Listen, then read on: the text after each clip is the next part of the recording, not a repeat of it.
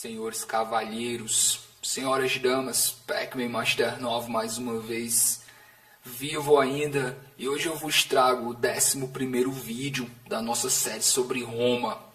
O título é A Nova Antropologia Cristã. Senhores, eu disse nessa série, eu falei há uns 2 vídeos atrás, acho mais ou menos, nós entraríamos esse período que eu chamo de Antiguidade Tardia, e nós veremos o cristianismo se tornando popular na sociedade romana. Eu disse que a partir do ano 100, essa sociedade começa a se transformar totalmente, que isso vai culminar quando o cristianismo se torna a religião oficial do Império. Então, senhores, nós estamos nesse período em que o cristianismo está aparecendo.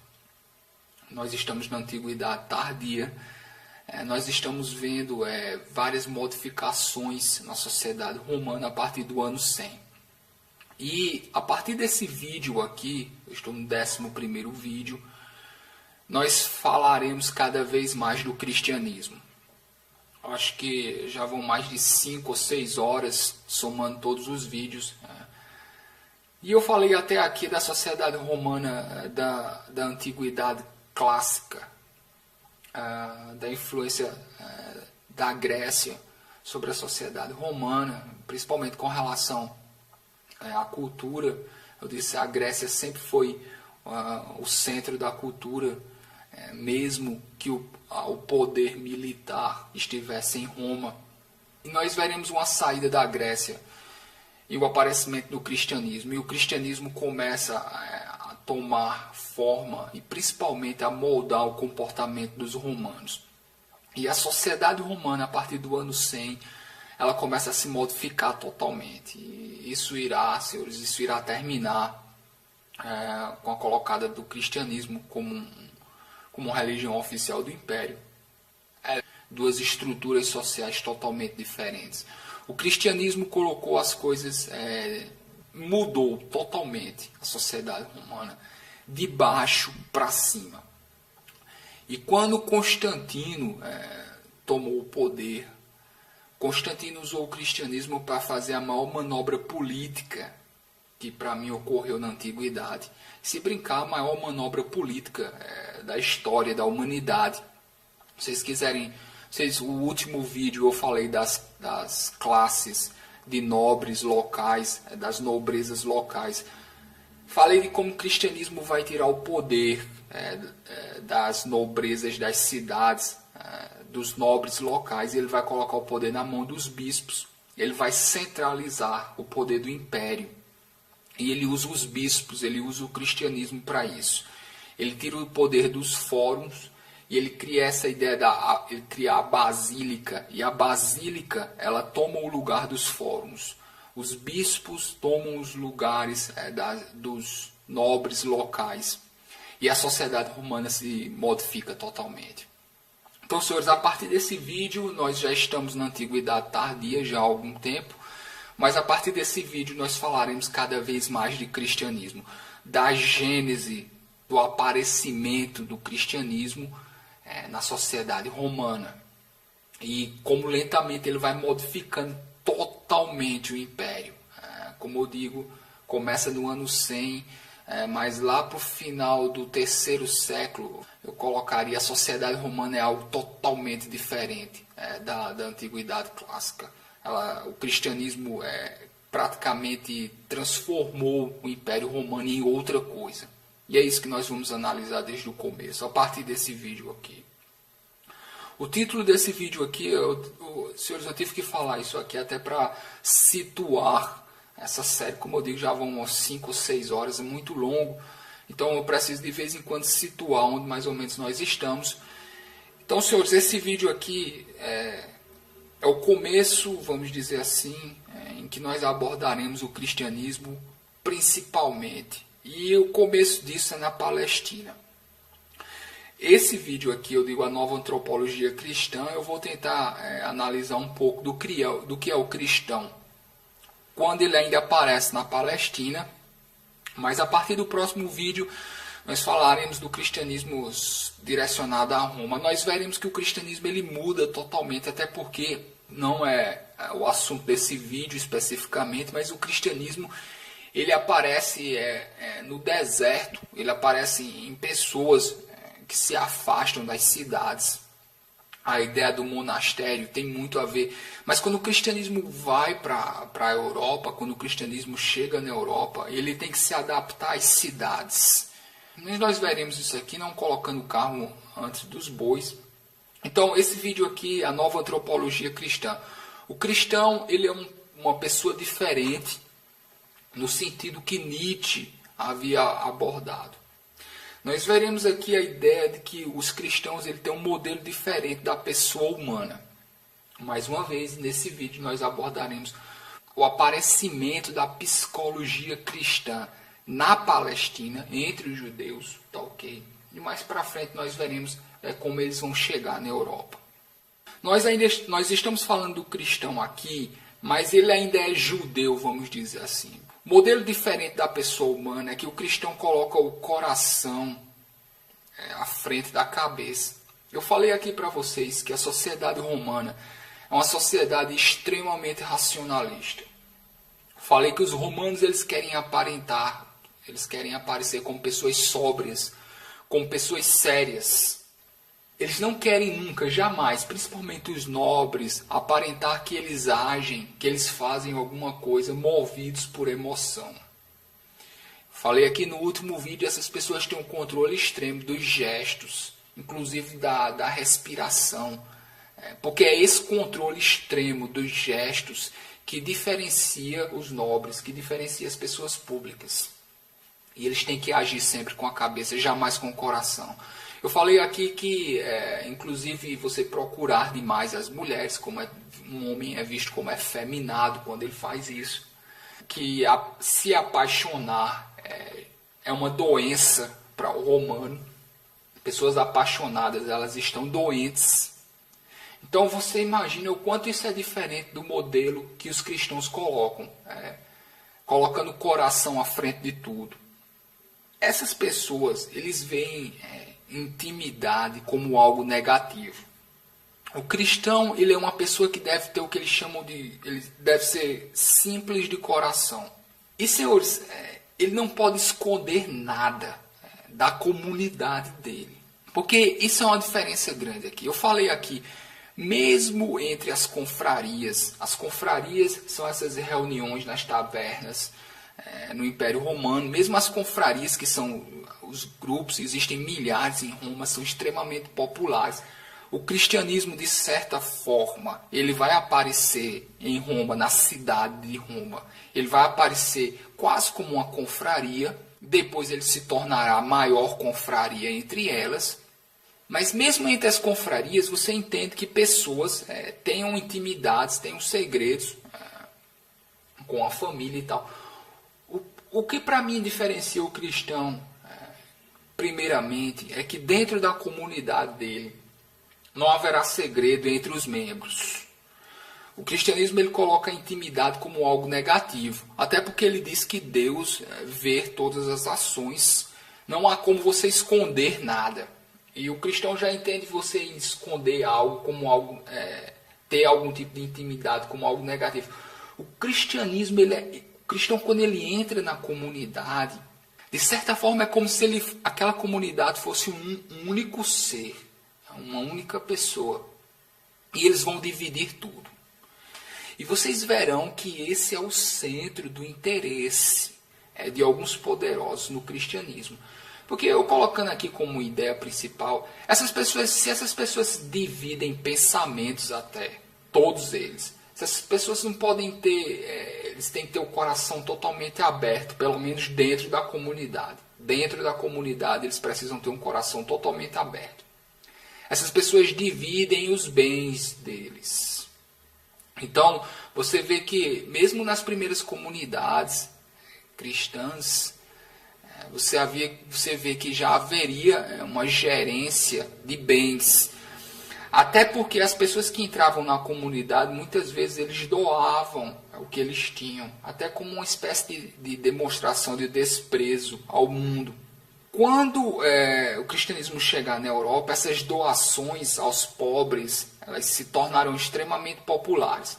Mas como nós estamos ainda nas primeiras comunidades, ainda na Palestina, depois eu acredito que elas vão subir, vão começar a aparecer cada vez mais onde hoje é a Síria.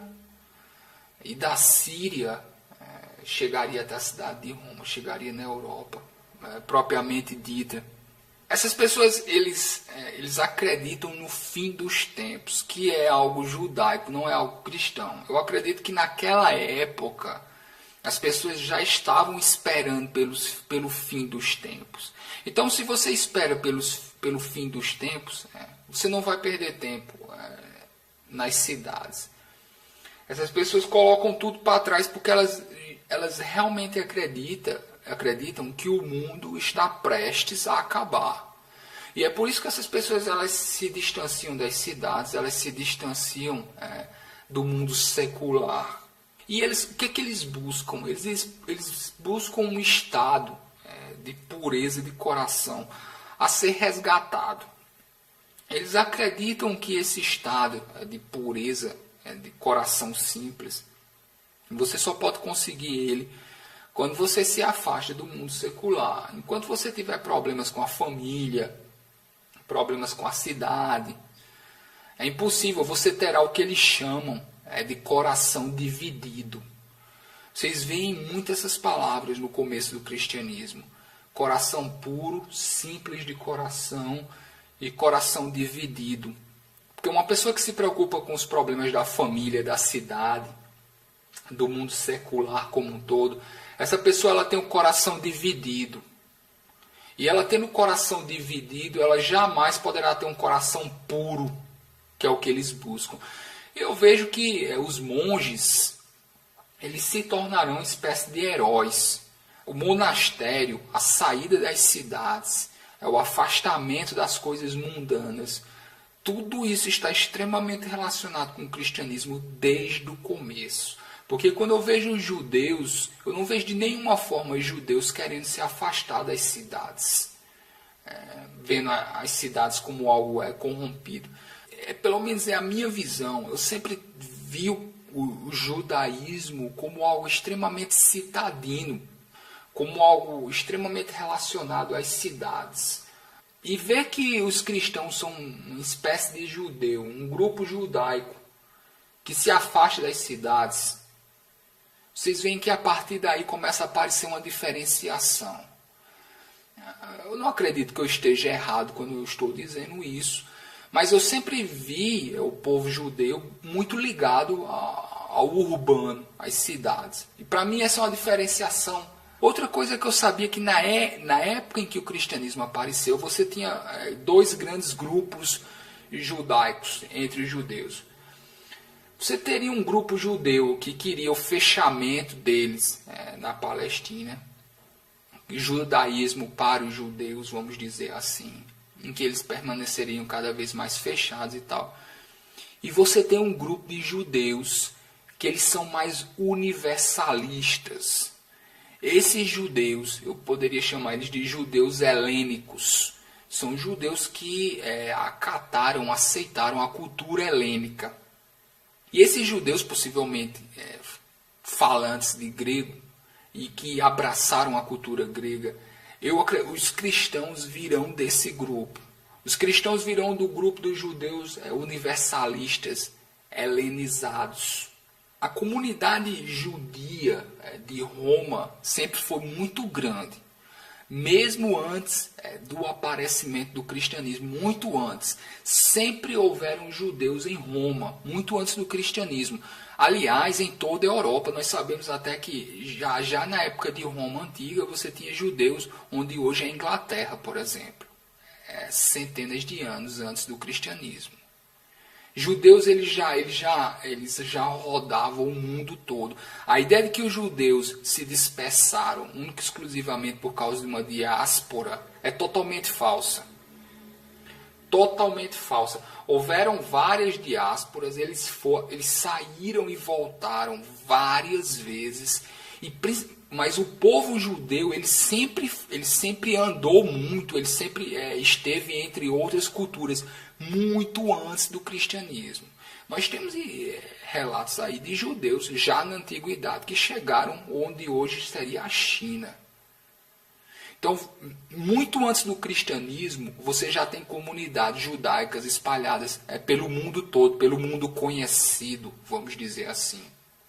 Então, é muito lógico que esses judeus, eles começassem a ter, a partir de um determinado momento, uma visão universalista, global. Não só para os judeus da Palestina. Não só para os judeus, eu diria até do Oriente Médio. E você começa a ter esse grupo judaico, helênico, judeus helenizados, universalistas. E os cristãos virão daí. E obviamente que eles terão um problema com aqueles judeus, vamos dizer assim, os que seriam mais nacionalistas, vamos dizer assim, que diriam que o judaísmo deveria ser algo fechado na Palestina, para judeus, por judeus, eu diria mais nacionalista, etnicamente fechado, conservador, vamos dizer assim. Então esses grupos dos cristãos, eles saem das cidades. E não muito distante, mas eles começam a viver próximo às cidades, mais nos desertos. E as comunidades cristãs, elas nunca se afastaram para lugares totalmente isolados, tá ok? Mas eles não vivem nas cidades. Eles pelo menos se afastam um pouco, eles permanecem próximos. Isso é muito importante lembrar. Porque se eles quisessem realmente, eles teriam ido para lugares completamente isolados e tal. Não, eles se afastam um pouco, tá ok? Eles saem das cidades, eles não estão dentro delas, mas eles estão sempre próximos. Estão ao redor das cidades, mesmo que isso seja deserto, tá ok? E esses monges, eles serão os novos heróis, vamos dizer assim, dos aldeões próximos a essas cidades. Se essas pessoas que saíram das cidades, essas pessoas que colocam o celibato, essas pessoas que colocam a pureza de coração, essas pessoas, eles quebram várias diferenças sociais. Mais uma vez, eles se ligam aos escravos e aos servos. Eles têm uma visão universalista. Então, o problema não é se eu sou grego, se eu sou judeu, se eu sou sírio, se eu sou egípcio, se eu sou etíope, se eu sou ibérico. O que me diferencia é se eu sou cristão. Então vocês veem que o cristianismo ele quebra diferenças sociais, eu diria até étnicas. Porque entre os escravos e entre os servos não faz a mínima diferença onde você nasceu. Essa grande associação de pessoas que não são nobres, que não têm ancestralidade. Essas pessoas se unem em uma comunidade. E dentro dessa comunidade não faz diferença de onde você veio. Isso é muito interessante no cristianismo. Porque isso vai mostrar por que muitos escravos e muitos servos vão se tornar interessados. Porque as religiões, elas são as religiões da elite. Os deuses são os deuses da elite e dos senhores no antigo paganismo.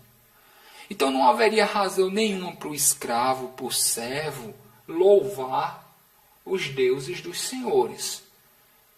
Se ele é um escravo, se ele é um servo. Nós vemos que nós temos esse grupo de pessoas que são socialmente vulneráveis. Não são só escravos e servos, não. Então, ok, as pessoas dizem que o cristianismo tem muito a ver com a escravidão, óbvio. Não haveria a gênese da sociedade cristã se você não tivesse o gigantesco exército de pessoas socialmente vulneráveis, em que se unem e que formam uma grande comunidade. E dentro daquela comunidade, as diferenças sociais elas não valem mais. Entendeu por que eles se sentem tão atraídos por esses grupos? Então essas pessoas são escravos, são servos, mas também são pequenos trabalhadores. São pessoas, como eu digo, socialmente vulneráveis. Eles não têm a família por trás deles para proteger eles. Aliás, eles não têm a família por trás nem para pagar pelo velório deles. Eu falei aqui das confrarias no Império Romano, que elas enterram os seus. Isso é algo que eu vou falar muito ainda. Mas muitas pessoas vão se associar aos cristãos, vão entrar no grupo dos cristãos, quase como se estivesse abraçando uma nova família. Porque essas pessoas, eles não têm família. Tá ok? São servos, são escravos, são pequenos trabalhadores. Quando eu coloco família aqui, eu estou falando família no sentido de clã, de antiguidade. Tá ok? Não é família como nós entendemos hoje, pai, mãe, não, aquele núcleo na sua casa. Estou falando família, aquele clã que protege você, aquele clã pelo qual você trabalha e tal. Essas pessoas que se unem aos cristãos, eles não têm isso. Eles não têm um clã por trás dele. Mais uma vez, são escravos, são servos e são pequenos trabalhadores. Eles podem ter maridos, esposas, filhos, mas eles não têm uma família. Como coloca aqui, família no sentido antigo, da antiguidade. Vocês entendem como eu venho falando de família, né? Mas como clã mesmo e tal. Como representatividade dentro da cidade, perante as outras famílias e tal. Os pequenos trabalhadores, na verdade, isso era o que eles mais queriam. Eles tentavam isso desesperadamente através dos casamentos.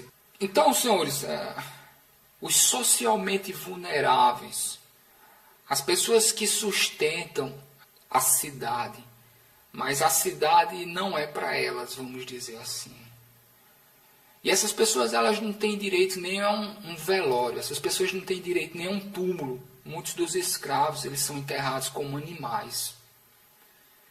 Então é perfeitamente compreensível que essas pessoas se sintam, que eles façam parte de algo, de um grupo, e que ali dentro eles realmente se sintam como se eles tivessem uma família.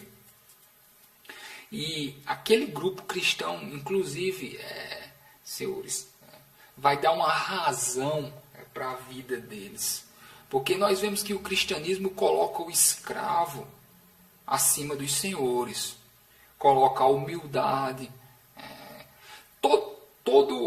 vamos dizer, toda a bagagem, todo o conteúdo ideológico cristão, vocês veem que ele está muito associado à escravidão, à servidão.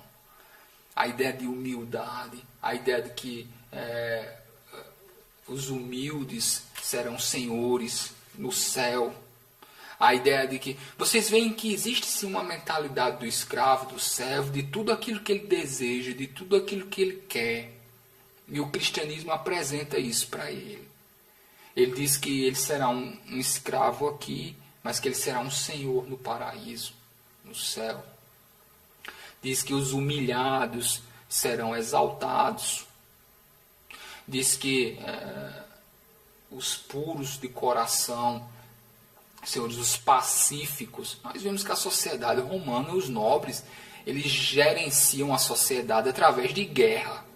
Então, senhores, imaginem, vocês veem como a ideologia cristã ela está totalmente de acordo com a visão dos escravos e dos servos, não dos senhores. Os senhores querem guerra, os senhores querem sangue, porque a sociedade ela se move com isso.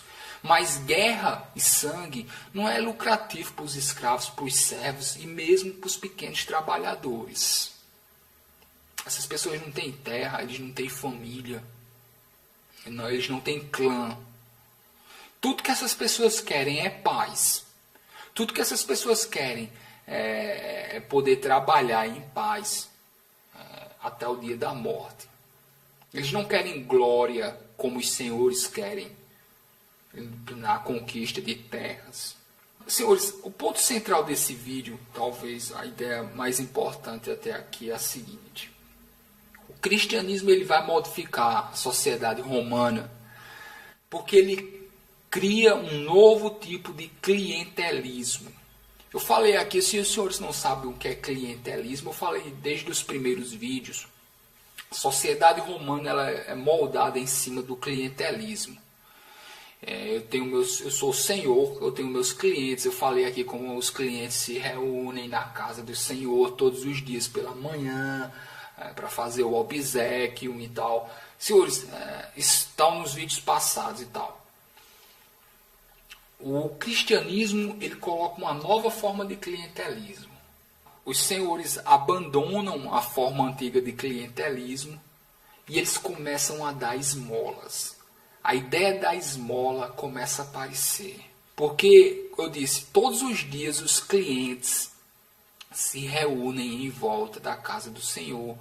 E muitos deles vão receber uma moeda. Isso vai servir para eles se alimentar durante o dia. Isso entre os clientes. Então, cada senhor tem seus clientes diretos. A sociedade romana é organizada. Nem todos deles precisam de comida. Muitos clientes querem apenas, o nome, vamos dizer assim, está associado àquelas famílias. Muitos clientes têm dinheiro, ok. O cristianismo começa a colocar que esses senhores comecem a dar esmolas para as pessoas que se reúnem do lado de fora das basílicas. Então muda totalmente aqui. Antes eu tinha os meus clientes, as pessoas que eu confiava. Algumas dessas pessoas com dinheiro, outras não. Uns escravos, esfomeados.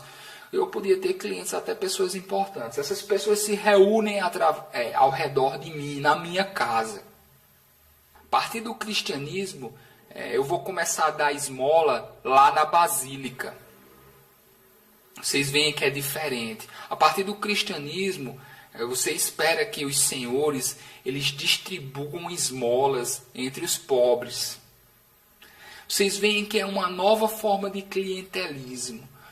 A igreja, as basílicas, começa a aglomeração de miseráveis ao redor da basílica. Em cada uma dessas grandes cidades haverá uma basílica. E o bispo vai ser a mão do imperador ali. O bispo não só a mão do imperador, mas o bispo ele vai subjugar totalmente as elites locais. E os clientes começam a parar de se reunir na frente da casa dos senhores. E você começa a ver cada vez mais o exército de miseráveis na frente das basílicas.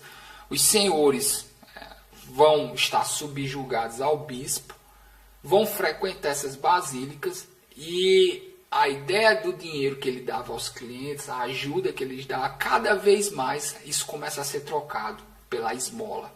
Só que mais uma vez, quando eu entrego uma esmola, o dinheiro sai do meu bolso. Mas se eu estou entregando uma esmola na frente de uma basílica, é como se a igreja estivesse dando aquele dinheiro. Assim, as basílicas elas começam a se tornar centros de poder realmente. Elas substituirão os fóruns como grande centro de poder nas cidades romanas. Assim como os bispos substituirão as elites locais. Antes das basílicas, você teria a ideia do fórum, como o fórum e o teatro, como os grandes centros públicos, vamos dizer, onde a vida da cidade ia se desenvolver, inclusive da educação dos jovens. Isso vai para as basílicas, tá ok? Esses monges, eles são conhecidos pela sua austeridade sexual. Como eu digo, entre os primeiros cristãos, essas pessoas que têm austeridade sexual, que se afastam da cidade, eles são vistos praticamente como heróis, tanto homens como mulheres.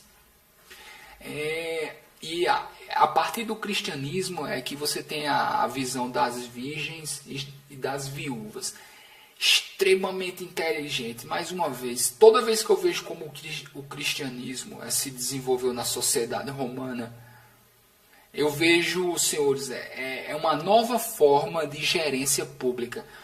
Senhores, as viúvas, eu disse aqui que era um costume alienígena, essa ideia que os cristãos tinham, de que as viúvas não poderiam casar. Agora, por quê? Porque é o seguinte, senhores, as viúvas, muitas vezes, elas têm herança, elas têm muito dinheiro. E muitas vezes essas viúvas, elas vão se devotar totalmente à comunidade, às comunidades cristãs. O papel da viúva é extremamente importante nas comunidades cristãs, porque aquilo que ela estaria devotando a uma nova família, aquele tempo que ela estaria devotando à gerência de uma nova família, ela vai devotar à comunidade. E é por isso que os cristãos são totalmente contra que as viúvas voltem a casar. Porque as viúvas, o dinheiro e tempo que elas iriam devotar a um novo casamento, o que seria de acordo com os costumes romanos, esse dinheiro e esse tempo será devotado à comunidade. Então nós vemos aqui, por exemplo, o bispo, você tem um grupo gigantesco de viúvas ao redor dele. Ele se torna praticamente como uma espécie de guia para elas. E ele vai saber usar a influência dessa. Muitas dessas mulheres são mulheres ricas, mulheres extremamente ricas. Não vão voltar a casar. Se elas se tornaram cristãs, elas não vão voltar a casar. E elas vão dedicar tempo e dinheiro à comunidade. Muito inteligente por parte dos bispos. Você tem, entre essas comunidades, o que eu chamaria, você tem os leigos, mas as pessoas que não praticam o sexo, as pessoas que têm austeridade sexual, essas pessoas estão um nível acima. E, mais uma vez, muita inteligência por parte deles. Quando você tem família, quando você tem um grupo, um clã para se preocupar, todas as suas energias, dinheiro, todo o seu tempo vai ser voltado para aquilo. Quando o cristianismo ele coloca esse ponto da austeridade sexual, todo aquele dinheiro, energia e tempo serão voltados para a comunidade. Então, os cristãos eles colocam essas pessoas um nível acima. Mesmo se você for casado, mesmo se você for uma pessoa nobre, senhores, hoje nós vemos pessoas casadas, você tem sua esposa, seu marido, e nós vemos isso como algo nobre hoje em dia. Mas os cristãos eles batem muito nessa tecla da austeridade sexual. E as pessoas que não fazem sexo, elas estão um degrau acima. E aí você tem as viúvas, você tem as mulheres virgens e você tem os devotos. Mesmo pessoas que não são monges, mas essas pessoas praticam austeridade sexual. Essas coisas começam a ser valorizadas dentro da comunidade cristã.